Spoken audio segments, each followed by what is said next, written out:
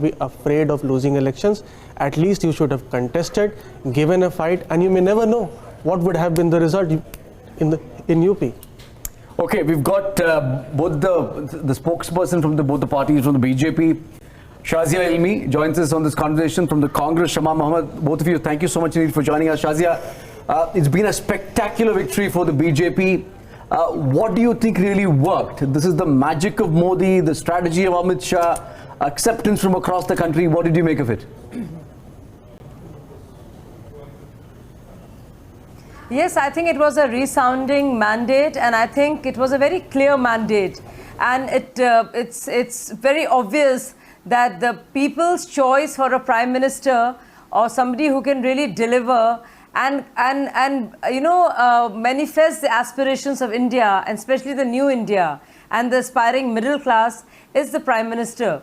And also all the programs aimed at benefiting those who are really, really poor, and also part of the middle classes. So these two segments and huge chunks of people have voted across the spectrum, in terms of region, in terms of religion, in terms of caste. So he's really broken the caste barrier, so to speak, even in a state like UP and Bihar, where it's so obvious that people have voted for governance, people have voted for the great policies and even better implementation, that this is actually a vote for economic upliftment for so many segments and sections of society which were otherwise marginalized.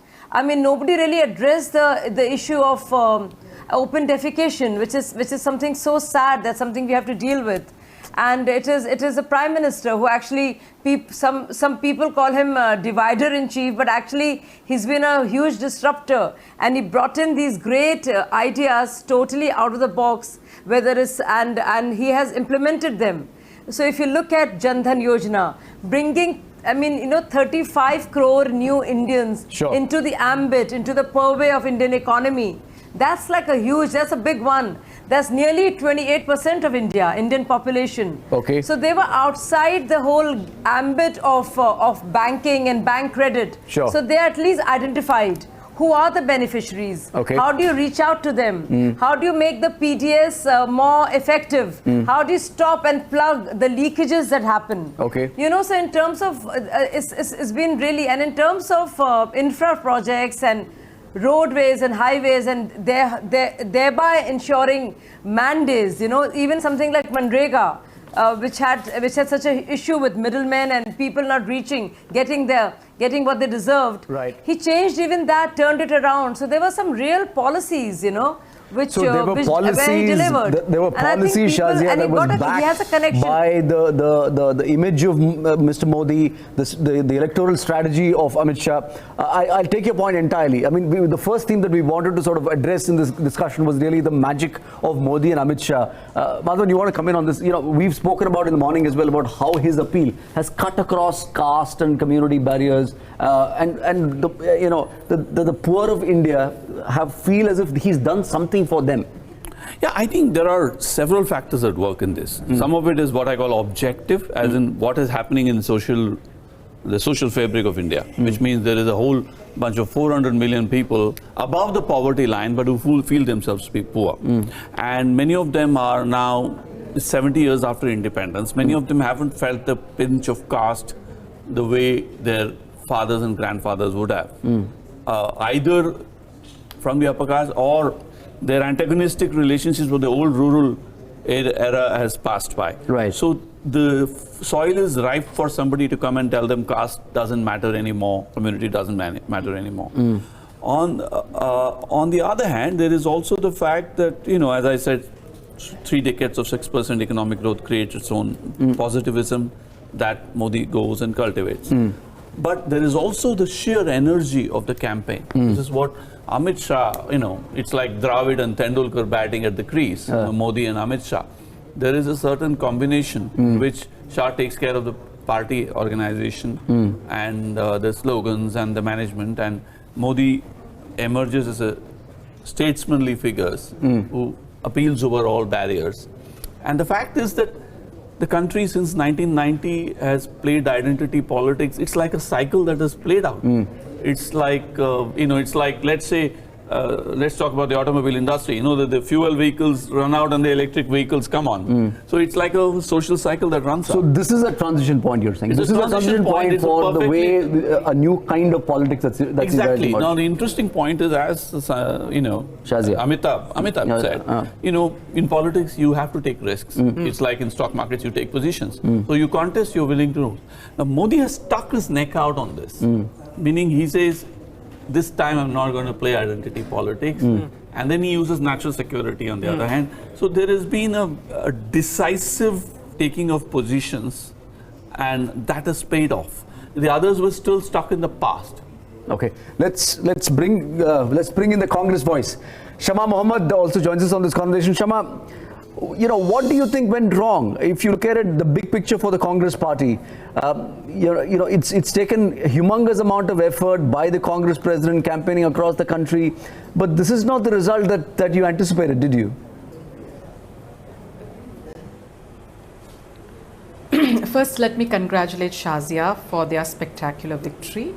And for us, it is that we also are wondering what went wrong. We have to look brutally introspect on what really went wrong. Now, for example, last year when I was there talking to people and everything, they were quite upset with Mr. Modi and things which went wrong in the country. Now, Shazia was speaking about Jan Dhan. Now, Jan Dhan accounts have been there before, but the accounts which have been opened under them, 70% of them are just stagnating there without any money. Then she spoke about Manrega. When I was going to certain villages and places, the campaign is over. I found out that the Ma'am, people the campaign are not is receiving the people. I know, but I'm just, whatever she's talking, I'm just talking about that. That's about it. I'm not campaigning over here. I have to rebut to whatever she said. So I'm just trying to tell you my point of view. Okay. So they have not been receiving the money is what I heard. So what I think that we were not able to fight the propaganda machine which Modi has had in his hands. Okay. It's a huge propaganda machine which is up there. And I think we also failed definitely in ways we have projected. Even our Nyaya, the one we've got out, many villages did not even get to know about it. It was released late. So that is there. And also I think what happened with Pulwama, Balakot, and of course, I mean, I'm not being a sore loser, but we have lost. We have to introspect. But I must say that there's always been a media, which part of it is not completely, of course, a small part that the media always, when we were in there in 2013-14, we were questioned on our policy paralysis, on our various allegations of corruptions and everything. But I did not see that questioning of the government of the day in various things, including demonetization, GST, whatever, job losses, farmer distress. So can let I me finish, now? please. I did not interrupt a single person. So if you interrupt, I leave the show. Let me finish. No, even I have to go. So I have to finish, then you can come in. So these things were not, and the media always made him like a messiah who's supposed to. So you have to understand that there was a projection of a person who is bigger than life, larger than life. That is the case. I mean, there were no questions. And of course, we have also gone wrong. There's no denying it. We have to look into where and why the youth who have been losing jobs. We know from the CMI report and from NSSO that it is the last year was a 45-year high in unemployment, and still, if they have voted for Modi, then we really have to see what is the reason. We know that these are not figures from the Congress party. And also, what happened with the Election Commission, where Mr. Lavasa says that, my dissent note has not been recorded. So that's not the Congress party again.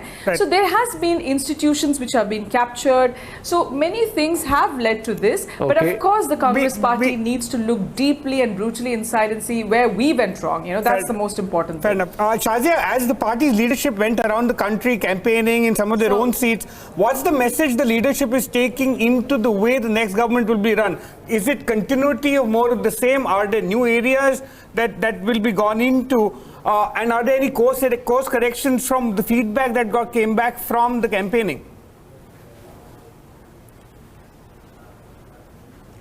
Oh, that's a very good question and I'll answer. But let me just clarify some of the things, because obviously Shama does not seem very up to speed or well informed about the facts that she stated. So when I talk about the Jan Dhan Yojana, and I talk about these people having access to the banking system, I'm talking about this huge leviathan of machinery, the banking system, and which allows for the first time people to enter its premises, so to speak. So identification, all of you would know that if you want to have, if you have huge subsidies lined up, right. if you have huge social welfare schemes, you have to at least identify the beneficiaries. That is how you ensure that there is less corruption. That is how you know that public, and that is the biggest. Let me finish. I will speak. Let me finish. So this is a great. This is let me finish. And that is a huge source of public corruption, which is why this had to be done. Now, out of, she said 80%, which is, she's obviously way off because she hasn't read about it. About 9 crore accounts have no money in them. But at least you know that these people have access to the system. And if something has to be sent, it has to be direct benefit transfer. I must congratulate both Shazia No, don't get excited. Shama. Don't get excited. Sir, I don't know who you are. Yeah, it doesn't matter. I'm so not Modi. I want to say that whether it's direct benefit transfers. Okay, fine. Direct benefit transfers. So this is how it helps. I mean, this is the point I was making, which honestly was introduced by the Congress. And it was Rajiv Gandhi. Let's focus on what this conversation is about. Shazia, one moment, Shazia, one moment. We are talking about a transition point of what's happening to politics in this country. The politics of this country has clearly moved away from a caste-led politics, identity-led politics, to a new form of politics. I think that was the basic conversation and why and how the Modi-Shah combine have done exceedingly well. I'm coming to you just one moment.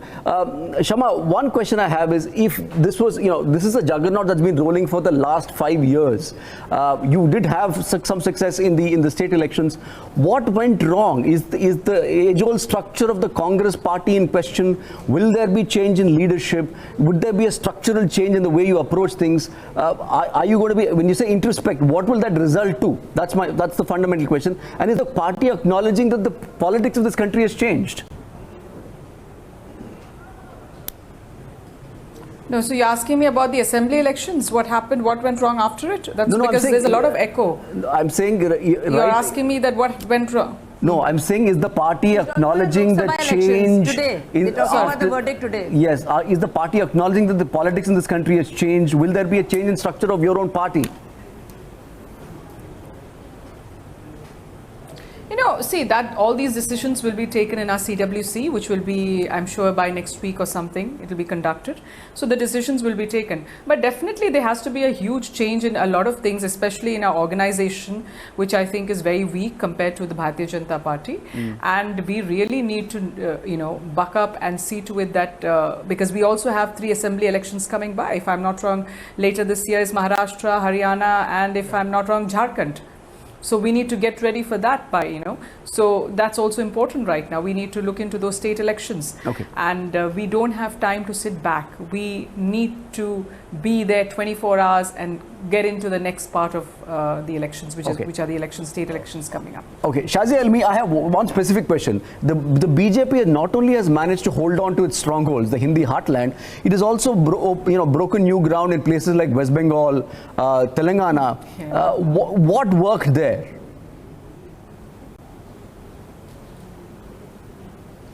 I think there has been this common theme of good governance, national security, overall feeling of nationalism and confidence that he inspires in people, and this great connection with the Prime Minister.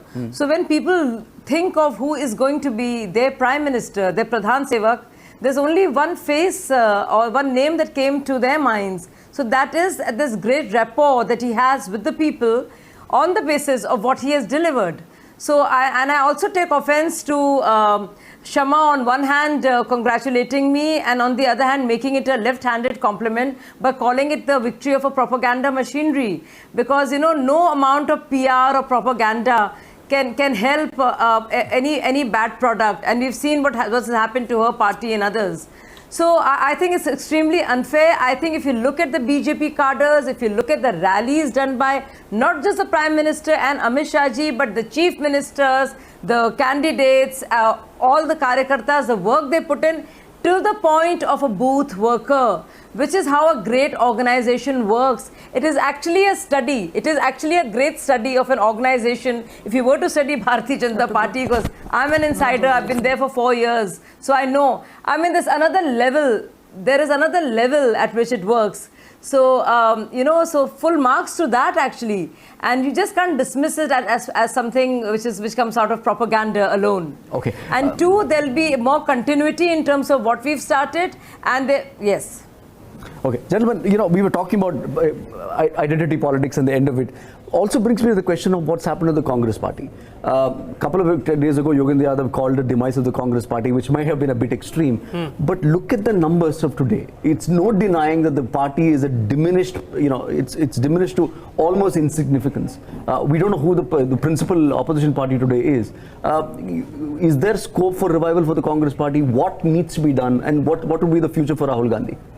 Of course there is scope for revival because Congress still is the number 2 party in many states. So it is the default party. Right. If people get angry with BJP, they are likely to vote for Congress, like it happened in MP and Chhattisgarh. But for that, Congress has to work hard. What has happened is that the projection of Modi, as the spokesperson is saying, has been emboldened by Congress itself. Because Congress leaders were day in and day out not talking about issues in the elections, but talking about Modi, Modi, Modi. They did not learn from the mistakes of Gujarat, but despite attacking him, when you attack Modi, he becomes stronger. So now, even after Rahul Gandhi has taken over, the CWC is still in a mess. The average age of members of CWC is above 65 years of age, whereas 65% of India is below 35 years. It still consists of Indira Gandhi and Sonia Gandhi loyalists who have not contested elections for so many decades now, not years, decades. So it needs a significant revamp. New people need to be brought in, and some sharing of responsibilities or some sharing of their roles by Rahul Gandhi needs to be done. I would reckon he needs to appoint 4 or 5 region-based vice presidents. I think this is where I'm going to pick up the ball from, Amitabh. See, the point is there a glass ceiling in the Congress where those at the very top can do no wrong? Right. Is the Congress an oligarchy in which about 10 people buy inheritance? This is what Modi rightly strikes a chord with millions of Indians by calling them namdars. Right. See, it's like the Russian business oligarchy. You have 10, 20 families, the Deoras and the, Scindias and Gandhi. So who takes the ownership? Right. If there are bright young people, I mean, we just saw Priyanka Chaturvedi leave the party on a matter of what she called a principle about treatment of women, but I could also look at things from her point of view and say, is there a glass ceiling up there? Right. Is there a meritocracy up there? Right. So that is lacking in Congress. And the other thing I might want to add is that if you look at the manifesto of Congress, I was planning to joke earlier that Shazia should be thanking Shama because financial inclusion and Swachh Bharat are both straight beautifully plagiarized out of the 2014 Congress manifesto and the ground that Chidambaram had laid down. Right. What Modi did was to put a nice brand name on it, take ownership of it and try to scale it up and go to town with it. So as it is, it's not as if Congress doesn't have issues or policies to sell. It's not as if it didn't do anything. Riga is a Congress creature. Right to education is a Congress creature.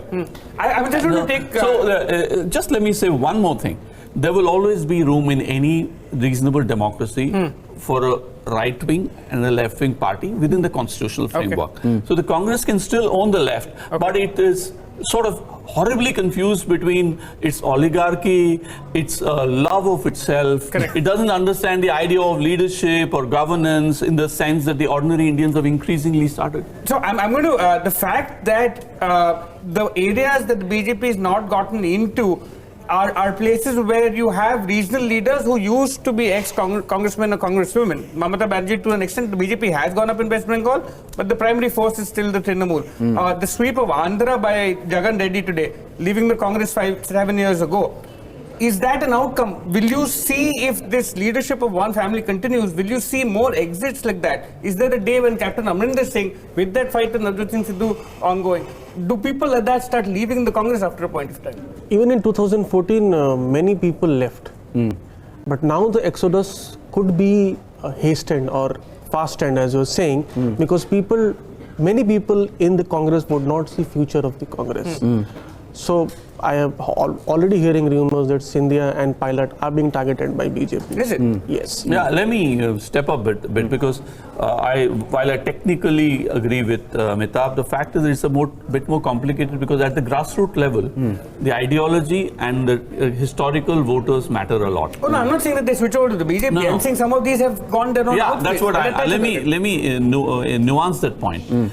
Mamata Banerjee exists today in TMC, YSR Congress exists, and Sharad Pawar exists because in the 90s there used to be this new term called Congress Parivar coming in, saying just as a Sangh Parivar has a Bajrang Dal and VHP and all, there is a Congress Parivar. The ideology is the same, but they have disagreements over the leadership, and so they know. So it also, I also compare it to Wipro in the IT industry. A lot of people come out of Wipro and do very well starting their own companies. You have Happiest Minds and you have Mindtree and all coming out. So this is also like Wipro. There is a family up there, and you can't go beyond a point. So you come and start your own. You become political entrepreneurs, and so that remains ideological consistency. But Congress historically believed. Let me take you before 1990. There was this belief that people who leave Congress have no option but to come back. Well, 25 years of that era is over. The tail may start wagging the dog now. It's about time the dog stopped barking and started thinking. Okay, let's get in Rajeev Chandrasekhar, Rajya Sabha MP.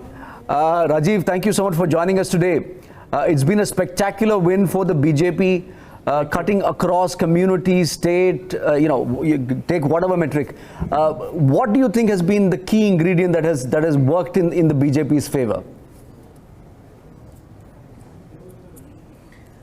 Harsha, this through the whole campaign, and whether we were campaigning in Bengaluru or outside Bengaluru in some of the non-urban constituencies, the messaging was extremely clear that this was a pro-incumbency campaign. We were showcasing 5 years of Narendra Modi's government in sharp contrast to the 10 years of the UPA government before it.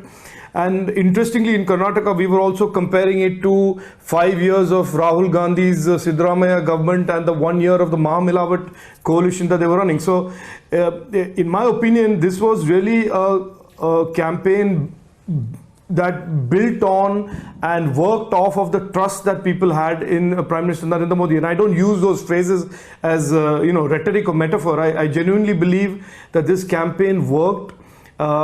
Despite it being an incumbent government, a pro-incumbency campaign worked purely because this was a campaign to decide who was the Prime Minister of India for the next 5 years, and people just simply trusted Narendra Modi more than anybody else on the horizon.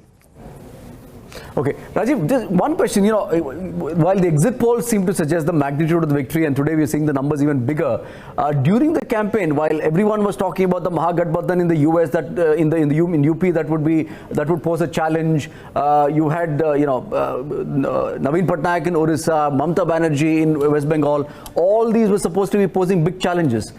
Did the party at any level during the campaign at least realize that you're going to win big?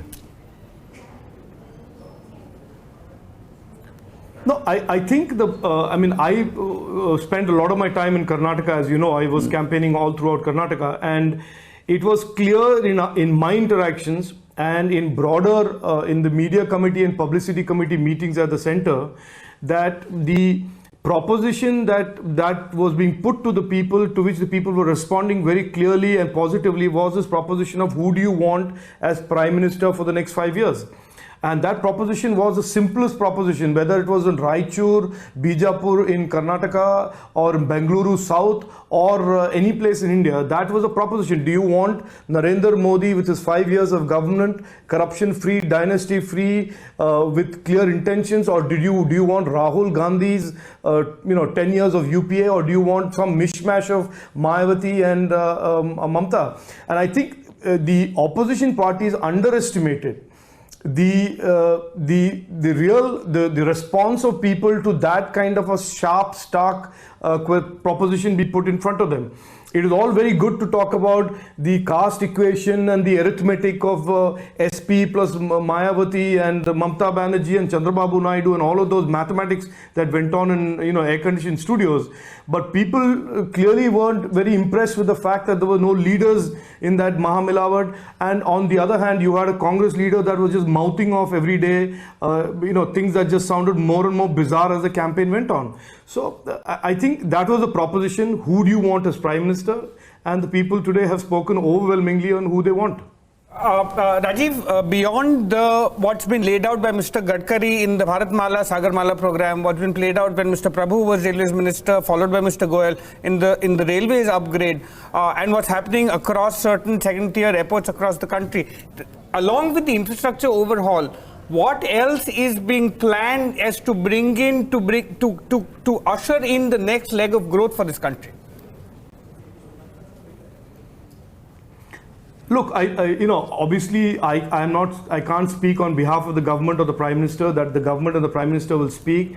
But if you look at the manifesto of the BJP and you look at how it is a manifesto that is a continuum of the last 5 years, there is clear references to creating almost a decade of high growth rates and high GDPs, which is basically to say that we want a sustainably high growing and sustainably growing economy for the next 10 years.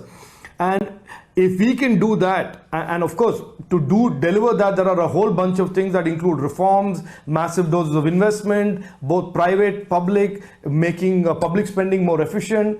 There are many things that go into that mix to make that possible. But I think you will see today, as the Prime Minister said in the party office, that we have a primary mission of basically ensuring that the 7-decade-old problem of poverty is addressed, and that we consider Indians to be those who are poor and wanting to get out of poverty, and the mission of everybody else to create opportunity and employment and economic growth for those who are in poverty to get out of poverty. So the manifesto's reading, if you read it, you will find that it is all about creating sustainable high levels of growth for a longer period of time and doing everything necessary for it. Yeah. This is Madhavan. Rajeev, I have a question about the fact that on the one hand there is a very reformist, poverty alleviation oriented leadership promising many things. On the other hand, you do have a huge amount of cultural right in your party that includes the likes of Sadhvi Pragya Thakur and slightly atavistic elements. So do you think, given that huge landslide mandate, some of the Hindutva related issues will come and cloud out some of the economic things? I don't see the government able to juggle these so easily together. Ram Mandir, Article 370, those issues. I don't think there should be. No, so look, here is the thing. I think you've seen the last 5 years, the Prime Minister is the head of the government. This mandate is for him as Prime Minister. The first thing that he tweeted after the victory was Sabka Saath, Sabka Vikas, Sabka Vijay. He believes in absolutely about opportunity and prosperity for every Indian, and there is no differentiation between an Indian of a particular caste, community, creed or gender when it comes to delivering prosperity and opportunity. So he's completely crystal clear about that. He's always been crystal clear about that for even before he became Prime Minister in 2014. Now, to the issue of the discourse on culture, the discourse on heritage. Look, this is a natural part of a country that is growing, becoming an economic superpower, that is also wanting to remain rooted to its past and its heritage and its history. And there will be some dialogue and discourse about that, and there will be some sharp discourses, some disagreements on what is that, what is our heritage, and so on and so forth. But none of this should be anything but a normal phenomenon in a democracy like ours that is so diverse, that is such a long-standing heritage and culture, We have strong views on all of that. But as long as all of this happens within the ambit of the Constitution, and today again the Prime Minister said the Constitution is supreme. The discourse can go from right to left to center to top to bottom.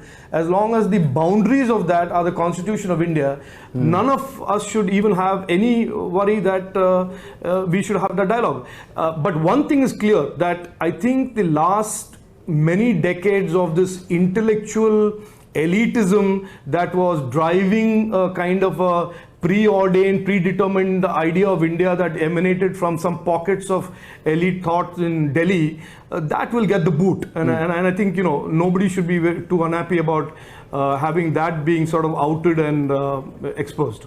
Okay. Rajeev, I have one final question, and give me an honest answer. Will the Kumaraswamy government survive? Yeah. No, so all my answers are honest answers, so no need for that caveat. The Kumaraswamy government has no business being in government. Both the Congress and the JDS did not have a mandate in 2018. They were both, shown the door by the electorate of Karnataka. They have no business being in government. And I think their internal contradictions and their dismal performance, between the two of them, they've got only 2 seats out of 28. I think that in itself is a cause for them to wind up whatever little racket they were running for the last 1 year in Karnataka and go do something better, probably social service. Rajeev, good talking to you as always. Many thanks indeed for joining us with your perspectives. Rajeev Chandrasekhar, Member of Parliament, Rajya Sabha from the BJP, talking about what's happening in Karnataka. Do you think Kumaraswamy will survive? He's tweeted saying that. No, I don't care what he tweeted. Honestly speaking, the time for posturing and what in Hindi we call lipapoti, some kind of a whitewashing, is over. If that is there, Karnataka's national bird should be ostrich. I think the fact is that let's face it, it's ugly. It's an ugly truth. Both Congress and JDS are essentially a party in which workers are kept glued by a spoil system of sorts, in which you get seats to fight on, posts to sit on, and you thought that there was a ready-made vote bank here and there, and you add 2 + 2 and it gives you 5, and you cut the cake and share it. It's becoming -1, -2, because in each of those parties you have people who don't like each other, not only in the ally but their own party as well. Let me use, now we are on Quint, let's use an exotic word. We are moving from a framework of synergy to one of entropy. So it's sort of imploding at some level, and I think that basically means that unless these guys can, this whole secular and socialist kind of idealism is brought back into a spoiled system, they have no chance. What does this mean? Basically, it means the leaders telling the party cadres, shut up. Okay. And if they can get away with that, in fact, actually, that's quietly happening in the BJP. I don't know how long it will happen, but if that happens, it will work. Okay. Otherwise, it's imploding. Okay, let's during the since we brought up JDS, I just want to bring up some of those candidates who've been trailing. Devagowda, former Prime Minister, was trailing from Tumkur. Let's just try and bring that up for you. And a list of high-profile names who have lost in this election. Let's start we spoke about Rahul Gandhi and how he lost from Amethi. HD Devagowda has lost from Tumkur. This sends a message, isn't it? This sends out a message of, Amitabh, you want to comment on this? See, dynastic politics has been given the boot. I mean, how long will Devagowda contest elections? It's time for him to give the seat or the tickets to new leaders of his party. Okay, wait, just hold that moment for one moment. I'm going to give you 2 more examples. Jyotiraditya Scindia, trailing from Guna. Milind Deora, lost in Mumbai South. Okay, we'll get to Mehbooba Mufti in just a bit. Go ahead. Yeah, so again, these leaders have got the tickets because of their family lineage. And Scindia has been an MP for so long. So if he is losing, it means that he has lost the confidence of the voters. Guna is not the most developed constituency of MP. These leaders have not been able to develop their constituencies as model constituencies. So people have been giving them votes because of the royal family name, but now I think they are opting for a change. I think, let me just step in. Sure. I think typically the oligarchy I mentioned of Congress has definitely got votes thanks to traditional vote banks like Dalits and Muslims. That is over, and these new young aspirational Indians are challenging them, in which Modi is appealing over the heads to say kill the dynasty. But I think BJP also has its own families. You know, you have Gopinath Munde and Pramod Mahajan's offspring in the thing. Who are one. The point is they're one. Yeah. So let's not kid ourselves thinking only Congress has dynastic dynasties, politics. yeah. Except that just as long as there is a big brand name like Modi, or it used to be Indira Gandhi winning elections, nobody looks at this. With the tide, all of them would get carried. Yeah. So in the cases that has not been the case, you've had families whose further offspring have stood, at times won or lost. 4 former chief ministers from the Congress, I'm just going to list out: Digvijay Singh, Bhupinder Singh Hooda, Sheila Dikshit and Ashok Chavan. In the first three, you've had their children then go on and stand. In Ashok Chavan, he comes from a family that has had chief ministers in the past. All 4 of those losing, all 4 of those having records of being administrators, but not being able to translate that into Lok Sabha seats. If you can, just one moment. That's Ashok Chavan from Nanded, who's lost. Sheila Dikshit was trailing from Delhi Northeast. She's lost from Delhi Northeast. Bhupinder Singh Hooda From Sonipat. From Sonipat has lost.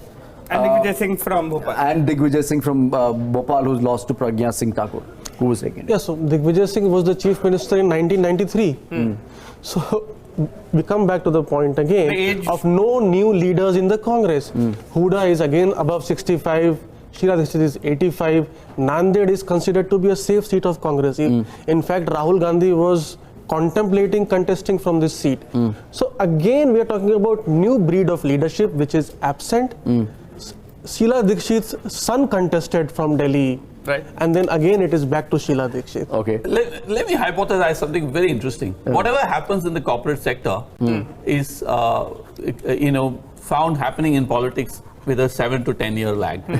You had people wanting to be sick of glass ceilings in corporate sectors. Lalaji's son is going to become CEO, so let me go and start my own startup. In politics, it's happening too. There's one second generation leader that's bucked the trend, and let's get to Shivaganga. No, actually, I was thinking about it. Most of these guys we were talking about are all from families. Let's get the winners from Shivaganga, which is Karthi Chidambaram. From Karthi Chidambaram is one big. He's beaten H. Raja from the BJP. In Thuthukudi, Kanimuri has beaten Tamilisai Soundarajan. Again, you could argue that she is also a dynast. Chennai Central, Dayanidhi Maran has beaten Sam Paul. And what I found most fascinating is that the ADMK, there was a sitting MP, they didn't choose the seat. They gave this to the PMK. Yes, I think that PMK thing is a little tricky now because it has the fact that PMK wants to rise on its own and it will ally itself with anyone, and they saw the wind blowing towards the BJP, but they have taken a strategic call even if they lose. But let me bring the core issue. In Tamil Nadu, we have the perfect foil for Hindutva. You can call it Dravidatva if you want. So that narrative has been built with the same steadfastness, consistency and integrity of thought, which goes back to EVR Periyar. So, when Hindutva turns to Tamil Nadu, it's like the irresistible force meeting an immovable object. Correct. So unless you can actually go that extra mile and show that the historical narratives of the Hindutva about Aryans is not really true, that there are nuances of history out there. Now the BJP and the RSS like to believe that we were all one nice fine people. The fact is although there may be contradictions here and there, it's not as if, it is true that Mughals were also ruling over India. It's also true that the British were ruling over India. It is equally true that there are ethnic interminglings. As a Tamil speaker, I know the Tamil and Sanskrit belongs to different languages altogether. So you cannot suddenly one day, this is a very popular belief in the North, that every language in the world originated from Sanskrit. That includes Swahili and Tamil. Whereas, so there are lots of evidences. I would strongly suggest to supporters of Mr. Modi for congratulating them them and say, learn a bit more about social and cultural history. But again, this victory says that there have been bastions of, I mean, in the south particularly, where the BJP has not been able to break into. Case in point Kerala, case in point Tamil Nadu, and in areas where there are strong local leaders, isn't it? Yeah. So strong local leaders, and especially in the south and the east of India, have continued to checkmate Modi even in these elections. And we've seen that Mamata or Jagan or Stalin, they have been able to do that. In all these states, Rahul Gandhi's was more popular than these state leaders. In fact, only in West Bengal he was lesser popular than Mamata. But then it also shows that the voters